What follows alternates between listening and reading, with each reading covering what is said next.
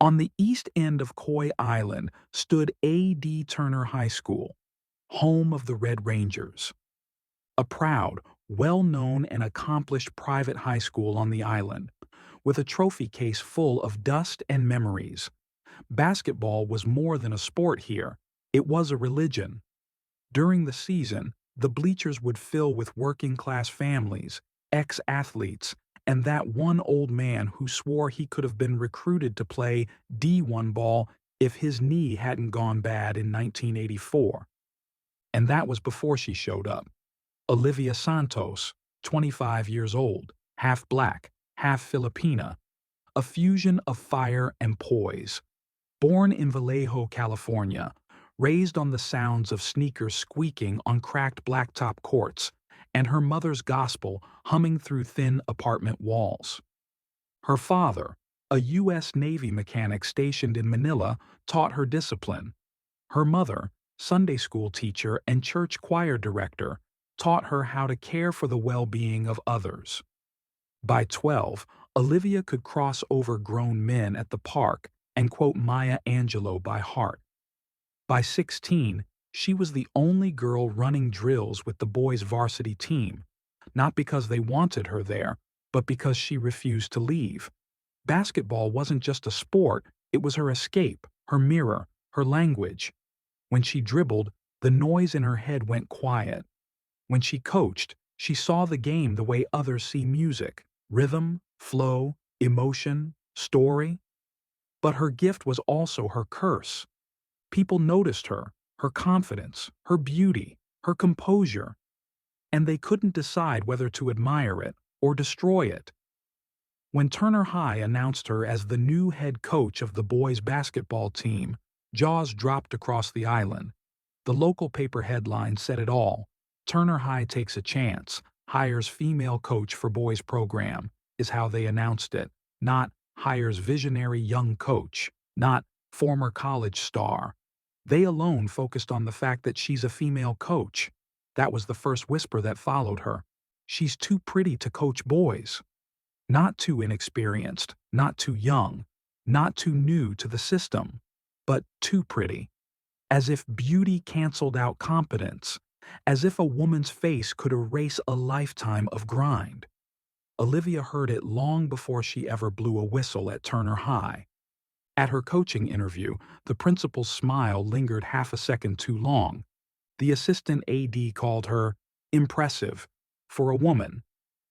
And when the news broke that a 25-year-old woman would be leading the boys' varsity basketball team, the comments wrote themselves.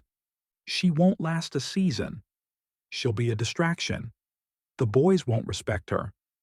They weren't talking about her playbook or her record. They were talking about her lipstick. The first morning, she arrived before sunrise.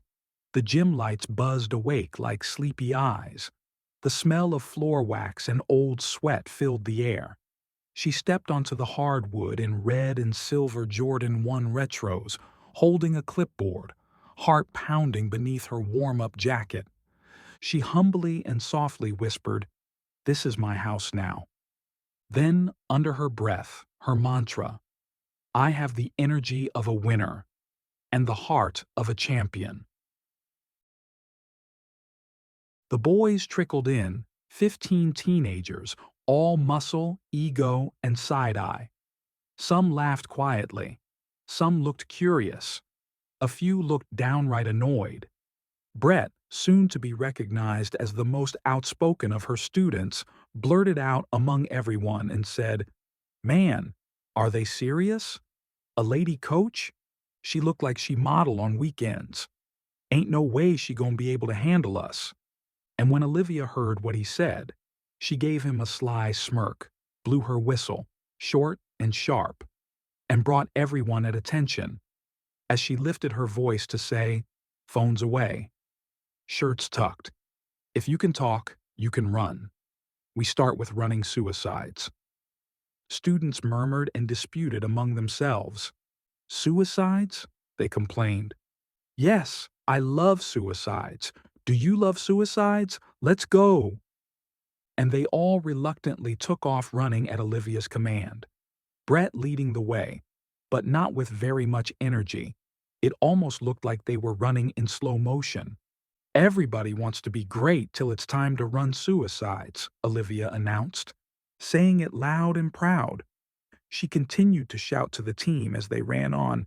Running suicides are good for your lungs, your legs, and your mindset. Every sprint is a decision. Do you stop or do you show up? She stood in the center of the court, watching, trying to see who's doing it right, who's taking it seriously, who's willing to do what it takes to win. She continued, they call them suicides for a reason, because somewhere between the baseline and half court, you meet the part of you that wants to quit. And that's how endurance is built, not in comfort, but in chaos. And when your chest burns, when your legs scream, that's where the game starts. Not the tip-off, but right here, right now. Then as more of her student athletes started to get tired, Olivia intensified her speech and her tone, like a Baptist preacher delivering a powerful Sunday morning sermon, saying, explosive endurance, mental toughness, agility, heart. That's what these runs teach you. Every change of direction, that's life testing your balance. Every breath you fight for, that's life checking your drive and determination. Then she paused for a moment. She was amazed at how they all were pushing themselves and encouraging each other as they continued to run. She was clapping her hands and pumping her fist in the air in excitement. She said, you want to be a great basketball player? You got to practice different, then you'll perform different. But you got to sweat through doubt and sprint through fear. Because if you can finish running suicide strong, you can sprint throughout the game and finish the fourth quarter stronger. She blew her whistle again. Everyone stopped. By the time the sprints were over, 2 boys had thrown up, and a few had a newfound respect for authority. They were huffing and puffing like they never did suicides before. Forming a circle around Olivia at center court, all eyes on Olivia. She finished practice by saying, practicing to be great doesn't care if you're male or female. It don't care if they call you too pretty. It only cares if you finish. And me? I don't stop when I'm tired. I run through it till I finish, because I have the energy of a winner and the heart of a champion. They all delicately clapped for Olivia's motivational speech, a few starting to be convinced while a few others were still unsure. Brett made eye contact with Olivia and said, "Yikes. Thanks, Lady Coach." Later that day, Olivia sat at the coach's round table. The usual suspects, football coach, baseball coach, athletic director, along with Edith, the head coach of the girls' team of 30 years. She thinks she should be head coach of the boy team, but no one else sees it that way. She comes off old, unrelatable to the young students. Her style of coaching is severely antiquated, and she honestly should retire soon. Edith adjusted her chair like she owned the space, fingers drumming lightly against the table. "Well," Edith began, her tone casual but carrying that hint of condescension, "this is going to be interesting. Our first female head coach in Turner High School history. As young as you are and being a female of the boys' team, I guess we making headlines now." Olivia leaned back slightly, letting her posture radiate ease without surrendering authority. Cool, calm, collected, and unbothered, saying, huh? But I'm not here for headlines. I'm here to teach the game of basketball to my student athletes and win championships. What about you?" Edith smirked, tilting her head as though her words were cute, a charming challenge she wasn't sure how to respond to. "I mean, confidence is great," Edith said slowly. "Just a little unusual to see a woman coaching boys, especially at your age." Olivia's lips quirked into a faint knowing smile. "Confidence is earned," she said, "and I plan to earn every second of this court. Age doesn't teach it. Effort and attitude does. Dedication does. Discipline does. Do you plan to keep up, Edith? Or should I go ahead without you? The room shifted, the silence thickening. Football and baseball coaches exchanged glances, unsure whether to intervene or stay quiet.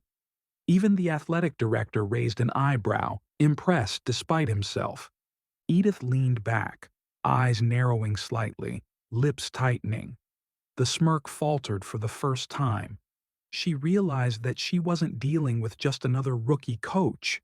She was dealing with someone who could outwork her, outthink her, and, worst of all, make her irrelevant.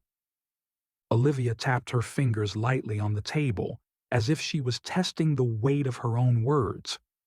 "You see, Edith," she continued, voice low and steady, "I respect experience. I respect knowledge. But I don't respect contentment. And I don't play for comfort zones. I play to win." For a brief moment, the power in the room shifted. Edith, the veteran, the woman who had ruled her domain quietly for years, felt it.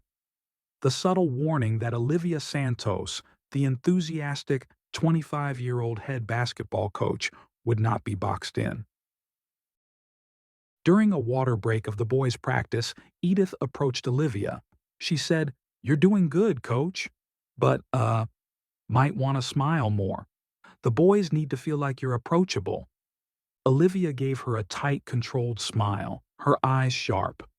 "Approachable? I'm their coach, Edith, not some little teenage crush." Edith laughed nervously, a sound that didn't reach her eyes.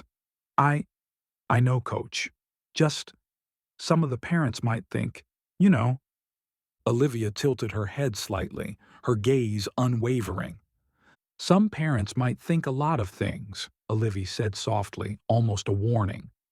"But what I care about is how they play the game. If they respect my rules, follow my drills, and leave everything on the court, that's all that matters. Everything else is noise." Edith nodded, swallowing, saying, "Right. Yeah, I get it. Just don't want anyone to misread your intentions." Olivia's lips quirked faintly, a smirk almost hidden behind discipline. She said, "Then let them misread. I can't control their imagination. I can only control the court. And on this court, I run the show." Edith laughed again, lighter this time. But her eyes still carried that flicker of doubt, the same one Olivia had seen in the hallways and in whispers around the staff room. That would be the first of many small battles Olivia would have to fight silently. Battles that didn't show up on the scoreboard. Battles that tested patience, grit, and a nerve-stealing calm she wasn't sure she'd ever needed this much before. And yet, even in that moment, as the boys returned to the drill lines, Olivia felt a quiet thrill. She was exactly where she needed to be. And nothing, not doubts, not whispers, not sideways glances, would make her shrink. Friday night came fast. The stands overflowed, curious eyes and folded arms. The announcer's voice carried that extra emphasis only small towns use when they're unsure what to make of you. The public address announcer fired up the crowd, saying, "And now, leading your Turner High Red Rangers, head coach Olivia Santos." Cheers, mixed with polite claps. A few boys on the opposing team laughed from the bench, but Olivia's eyes didn't flinch. The game tipped off and instantly she took control. Play calling was creative. Timeouts were sharp, substitutions strategic. Her voice cut through the noise. "Box out, rotate left. Brett, you're late. Again. Come on, guys." By halftime, the Red Rangers led by 12. By the final buzzer, they'd won by 21 points. The crowd erupted. The boys surrounded her, shouting, splashing water, chanting her name. Someone filmed her on a phone as she jumped and laughed with them. She pointed to the crowd and shouted, "I have the energy of a winner and the heart of a champion." The gym roared. But across the court, Edith stood with arms folded, watching her, all frowned in the face and not celebrating. Olivia caught her gaze and held it for a moment, tilting her head slightly. Olivia approached her and said, "Enjoying the view, Edith?" Her voice was playful but edged with steel. Edith didn't answer. Instead, she turned slightly, pretending to be interested in something else, but her eyes lingered. Even in victory, scrutiny followed Olivia like a shadow. Every smile, every cheer, every jump on that court was now fodder for judgment. But Olivia didn't flinch. She knew the rules of this game, both on the basketball court and off. And if anyone thought they could measure her by applause alone, they were about to learn the hard way that she played for something bigger. By Monday, a video had gone viral on social media, shared, reposted, dissected. Some loved it, others labeled it unprofessional. At 9 a.m., she got called into the principal's office. Principal Hughes said, "Coach Santos, there's been feedback. Some parents feel your post-game celebration was too emotional, not fitting for a boys' head coach." Olivia immediately responded saying, "We won. The team bonded. Isn't that what you wanted?" Principal Hughes responded saying, "It's about optics, Olivia. We don't want anyone to get the wrong impression." And that phrase hit like a slap. She bit her tongue, nodded once, and left the office. Outside, Edith was waiting by the door, fake sympathy on her face. Edith said, "Tough break, coach. They always watching you harder when you look like that. Maybe you should clean up your act a bit. Prancing around in those short skirts and high heels isn't what we want for our coaching staff. And God help your little soul. You wear so much makeup. You look like a clown sometimes. You should just turn in your whistle and go on out into the street and be a prostitute." Olivia squared her shoulders, held her chin up and let it rip, saying, "I am sick and tired of you old ass, good-for-nothing, ugly-ass women telling me I'm too pretty for you. Get the hell out of my face with that fake-ass smile and those rusty stained-ass dentures. Go smile in someone else's face. Fake-ass wannabe." Edith was shocked. She couldn't believe Olivia went off on her that way. Edith said, "You little disrespectful heifer. Never in my life have I ever been talked to like that before. I'm appalled." "Shame on me," Olivia sarcastically replied. "But you started it by calling me names, and I don't like name-calling. So let's pray. I, Olivia Price, pray to God Almighty to never speak to you that way again, as long as you stay out of my face and keep your nose out of my business. In the precious name of sweet baby Jesus, I pray. Amen. Now go away." That night, after everyone had gone, Olivia sat in her car, staring at the empty gym through the windshield. Her reflection in the rear view looked tired, but fierce. She whispered it one more time, letting the words hang in the quiet. "I have the energy of a winner and the heart of a champion." She knew this was only the beginning. On an island that never seen a woman lead boys, she wasn't just fighting for wins, she was fighting for respect. And respect in Turner High School didn't come easy. The season started, and so had the war. By mid-season, the Turner High Red Rangers basketball team was still undefeated. The boys were buying in, but the island was still adjusting. Winning didn't silence her critics, it provoked them. And Olivia was starting to see it with her own eyes. After a tough practice, Olivia overheard laughter from the hallway. She paused outside the locker room door. One of her students was laughing. He said, "Coach smell like flowers." Looking good, though. How we to focus when she walking around smelling good in them heels? Another student agreed, saying, "Yeah, shawty be looking good. You seen how she look when she get excited and start jumping up and down?" The other student immediately added, "Hell yeah, and cute booties matter, for real." The comments and laughter stung more than she wanted to admit. She wasn't angry at the boys. She was angry at what the culture taught them. that a woman's presence had to be sexualized before it could be respected. When she stepped into the room, the laughter died instantly. Olivia, in a very cool and calm dim, asked, "You done talking about me? Or should I pull up a chair with my popcorn and drink?" That's what Coach Shawty would do. No one moved, no one spoke. She looked each of them in the eye, one by one. She continued saying, "Next time you want to talk about me, make sure you're running laps while you do it. Because I promise, your cardio needs more attention than your gossip." Silence fell upon them. Then, one of the younger players whispered under his breath, "Damn, coach don't miss." Edith, meanwhile, had her own plans. She'd been there 30 years, passed over for the boys' head coaching job twice. Now, a woman half her age was doing the job and doing it well.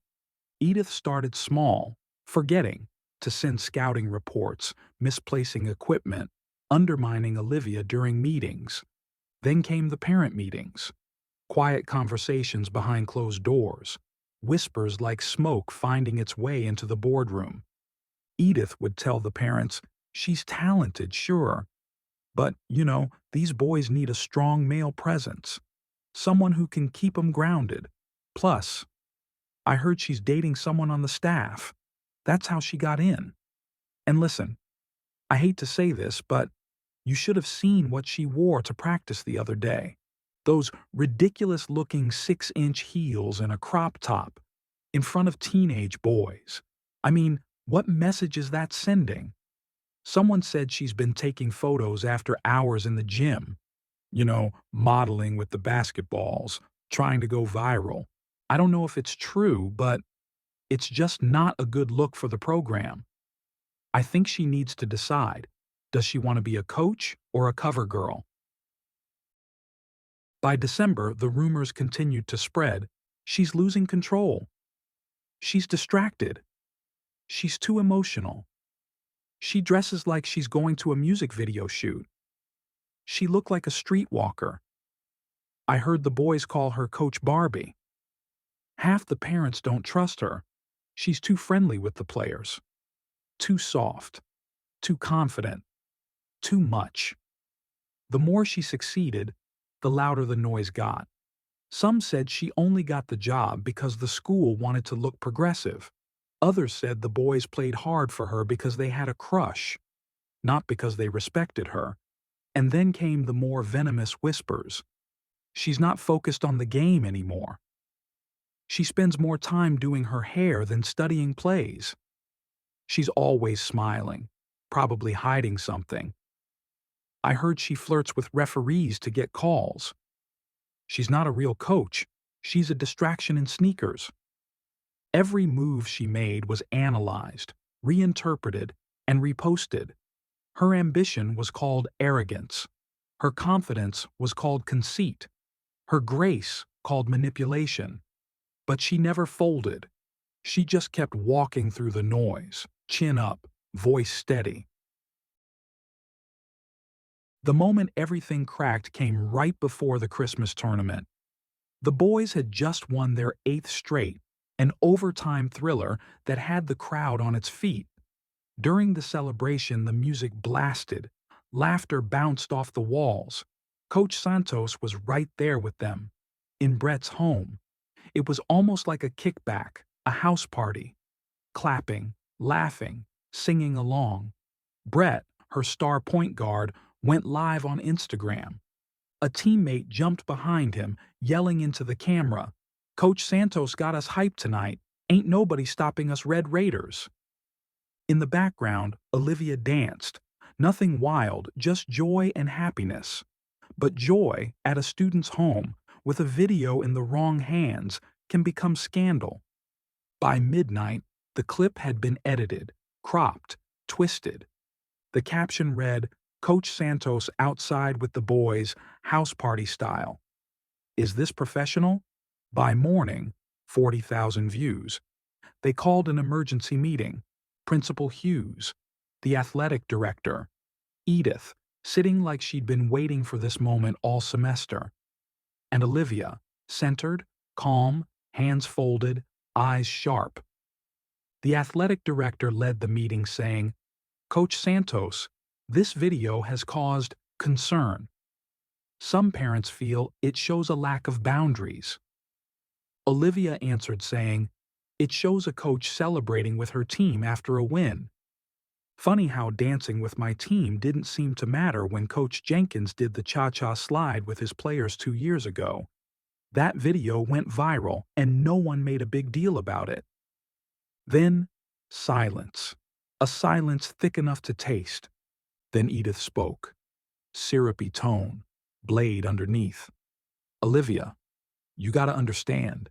You're in a different position." Olivia quickly answered, "You're right. I'm in the position you want." The words hit like a crossover to the ego. Edith got defensive saying, "Excuse me? I'm just saying appearances matter. These are teenage boys. You can't be in there, dancing like a stripper." Olivia, striking back, said, "Like a stripper? Girl, bye. Stripper? Or like I'm proud of them? Like a coach who won 8 straight games with a team everyone wrote off before the season started?" Edith snapped back, "You make everything about you." "No, Edith. You did that the moment you decided joy and happiness looked different on me than it did on yourself." The principal cleared his throat, trying to defuse a fire already burning too bright. "All right, that's enough. Let's focus on moving forward." But Edith couldn't let it go. She leaned back, arms folded, her voice calm, too calm, saying, "We're just trying to protect you, Olivia. You don't want people getting the wrong impression."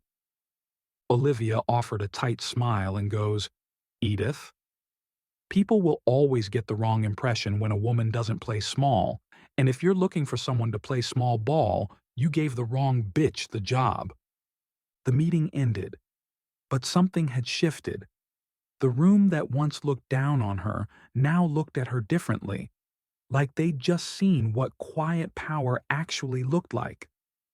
And as Olivia walked out, the whispers started again. But this time, she didn't care. "I have the energy of a winner and the heart of a champion." The next morning, Olivia sat at her favorite corner table in B&B Donut Lounge. The world outside buzzed with gossip and side eyes, but inside, the air smelled like fresh donuts and coffee. Across from her sat Renee Brady, her mentor and former head coach at Coy College, Olivia's alma mater. A woman with silver streaks in her locks and the kind of eyes that had seen every form of ambition rise and fall. Renee wasn't just a coach.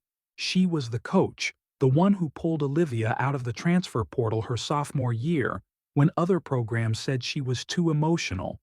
The one who taught her that passion wasn't a flaw, it was fuel. Renee told her, "You're making history. That's never comfortable." Olivia was calm, stirring her coffee. She said, "Yeah, but it feels less like history and more like war." Renee gave a little chuckle and responded, "Same thing. Difference is, history glorifies those who fight till the end." Renee leaned forward, her gold bracelet clinking softly against the table. Her tone dropped low, the same tone she used in locker rooms before big games. She said, "They want you small. They want you scared. They want you to apologize for shining. Don't you dare do it. You lead, like the badass Olivia Santos I've always known, even when it hurts." Olivia looked at her mentor, this woman who once ran suicide drills in 5 a.m. gyms, who fought administrators for equal pay, who stood alone in rooms full of men and never once bent her spine. Renee Carter wasn't just giving advice. She was giving Olivia permission. Permission to stop explaining herself. Permission to be loud in her excellence. "But it's hard," Olivia explained. "I feel like the more I win, the more they want to see me lose." Renee encouraged, "That's how you know you're doing something right. When people stop whispering about your mistakes and start inventing them." Olivia chuckled, but her smile was thin. She said, "They don't even talk about the boys. Just me, what I wear, how I talk, who I smile at." Renee smiled, in a mischievous kind of way, saying, "Because they can't coach like you. So they coach against you, with words, with lies, with fear." A long pause hung between them. Renee reached across the table and placed her hand over Olivia's. She said, "You were built for this. I saw it back when you were in high school trying to outwork everybody just to get noticed. Now you are noticed, so make 'em remember why." Olivia felt her chest tighten, not from pain, but from purpose. She straightened her back, nodded once, and took a slow breath. She said, "I just want to be respected." "Yeah, but respect doesn't come before resistance, Olivia. Let 'em talk. You keep building the legacy." When they stood to leave, Renee hugged her, tight, motherly, strong. As Olivia stepped out into the cool December air, she didn't feel lighter, but she felt ready, and that was enough. Because history doesn't always look like triumph. Sometimes it just looks like a woman refusing to shrink. When she walked into the gym that evening, the boys were already there, waiting. No music, no jokes, just the hum of the overhead lights. They weren't warming up. They were waiting on her, for direction, for forgiveness, for a signal that the storm outside those gym doors hadn't broken what they'd built together. Brett stepped forward first, tall, awkward, guilt all over his face. He said, "Coach, we messed up posting that on Instagram. We just wanted the world to see how much we believe in you. We didn't mean for it to backfire the way it did." Olivia looked around at her team, boys she'd watched grow from cocky to committed, from selfish to solid. They looked back at her like they'd failed her. Olivia said, "I know, but now we make them see what they can't twist: hard work and heart."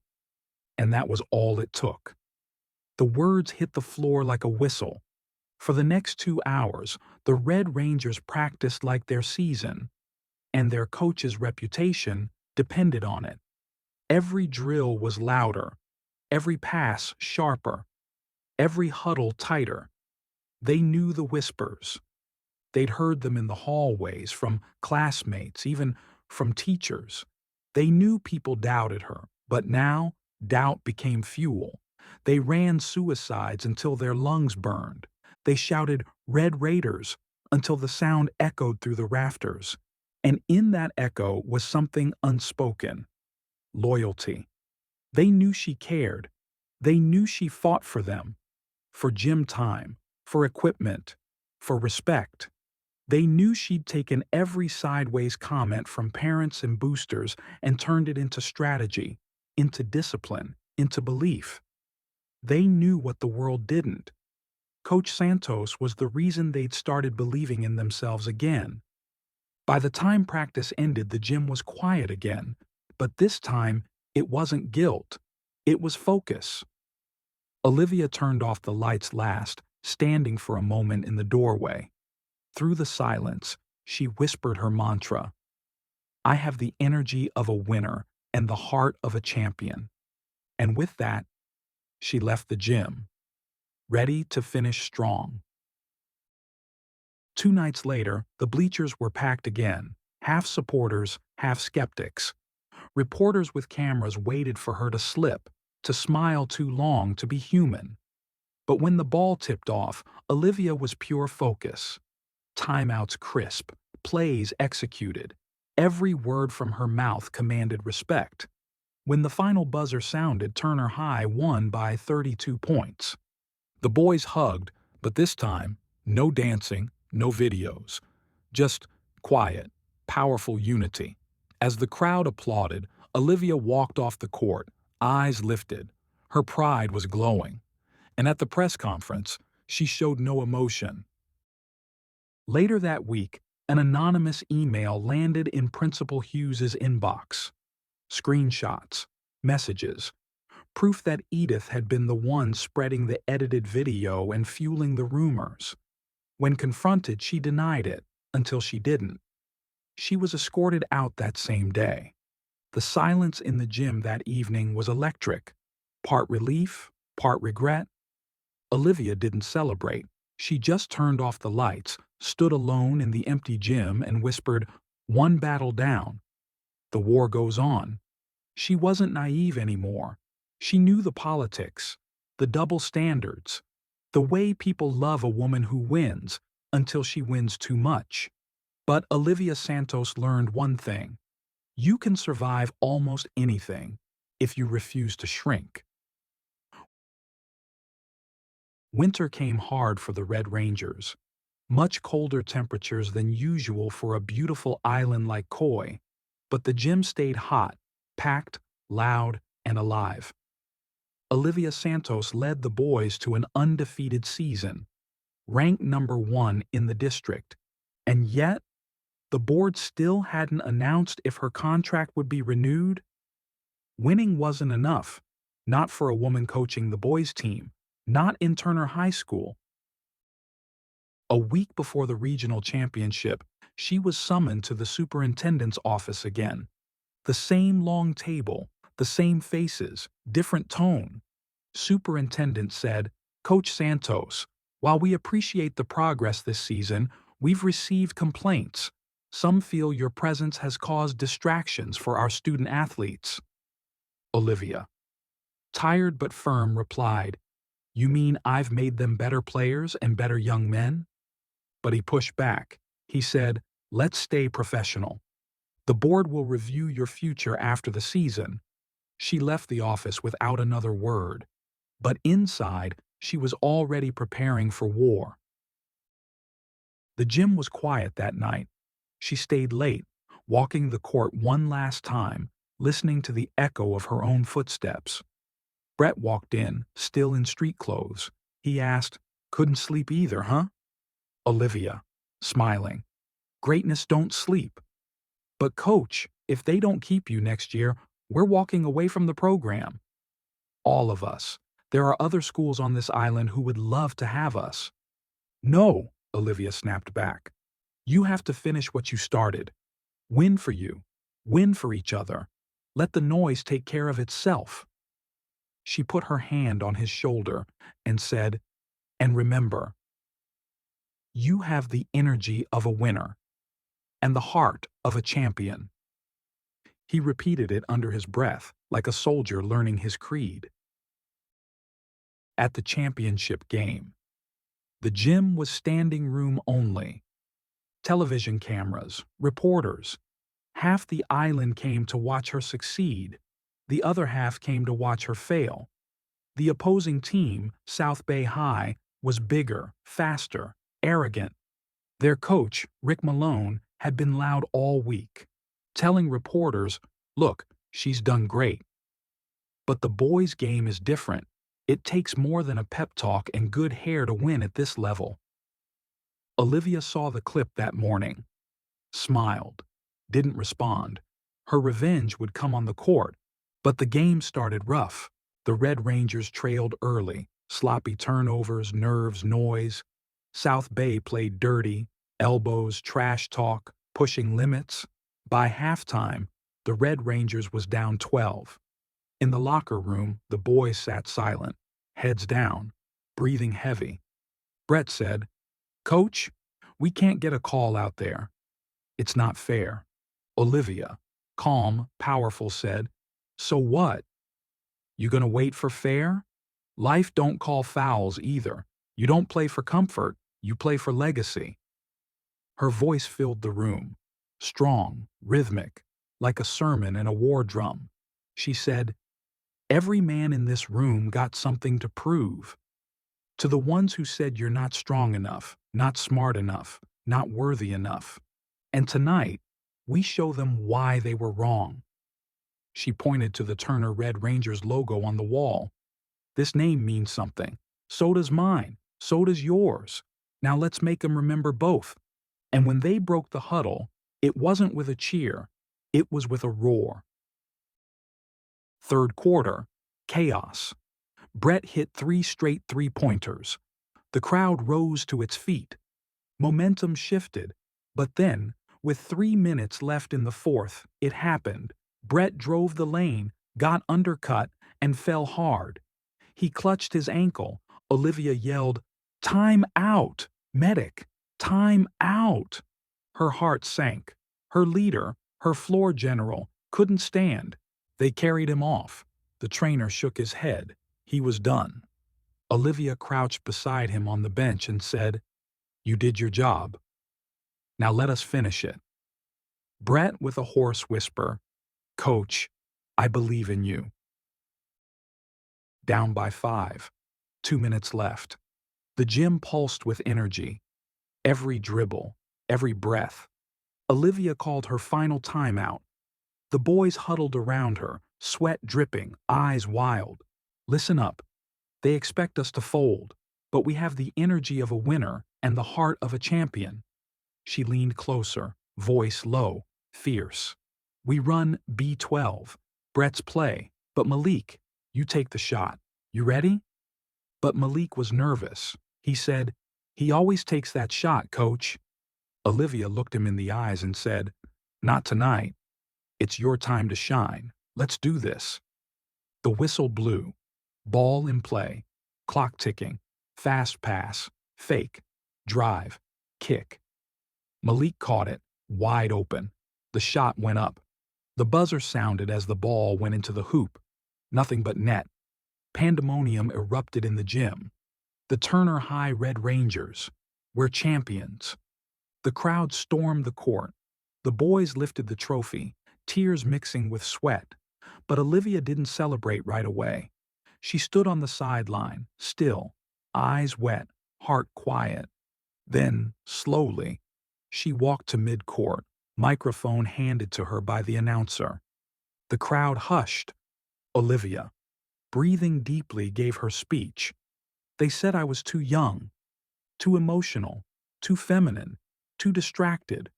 But what they forgot, I have the energy of a winner and the heart of a champion. She looked straight into the camera and she said it again and again. I have the energy of a winner and the heart of a champion.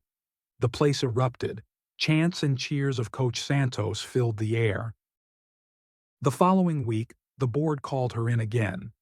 The same men who once doubted her now offered her a 2-year extension. She thanked them, politely, then slid the contract back across the table. She bold and confidently said, "I appreciate it, but I'm taking a college job. Turner High is in good hands now. My hands were just meant to build it up." "Thanks." They sat speechless as she walked out, heels clicking like a metronome of triumph. Months later, in a small college gym across the island, Olivia stood on a fresh court, clipboard in hand, new players waiting for direction.